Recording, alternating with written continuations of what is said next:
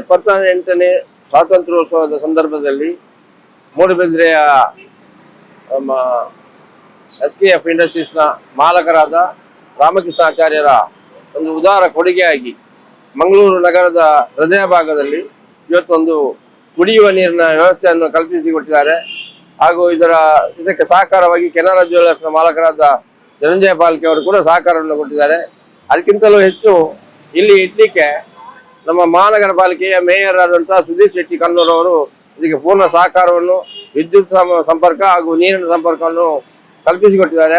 ಅದಕ್ಕಾಗಿ ಮಹಾನಗರ ಪಾಲಿಕೆಗೂ ಕೂಡ ನನ್ನ ವೈಯಕ್ತಿಕ ಪರವಾಗಿ ಅವರಿಗೆ ಅಭಿನಂದನೆಗಳನ್ನು, ಧನ್ಯವಾದಗಳನ್ನು ಕೂಡ ಅರ್ಪಿಸ್ತಾ ಇದ್ದೇನೆ.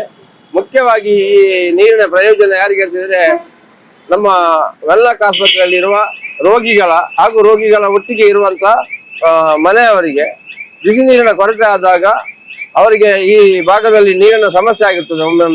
ಒಮ್ಮೊಮ್ಮೆ ತಾಜ್ ಮಹಲ್ ಬಂದಿರ್ತದೆ, ಇನ್ನೊಮ್ಮೆ ಜಮ್ಜಮ್ನವ್ರು ಕೊಡ್ತಾರೆ, ಇಲ್ಲದ್ರೆ ಕೆನರಾ ಜ್ಯುವೆಲರ್ಸ್ ನಿಂದ ಬಿಸಿ ನೀರನ್ನು ಒದಗಿಸ್ತೇವೆ. ಆದರೂ ಕೂಡ ಒಮ್ಮೆ ಯಾರು ಇಲ್ಲದಾಗ ಆ ರೋಗಿಗಳು ಪರದಾಡುವಾಗ ನಮಗೆ ತುಂಬಾ ನೋವಾಗ್ತಿತ್ತು.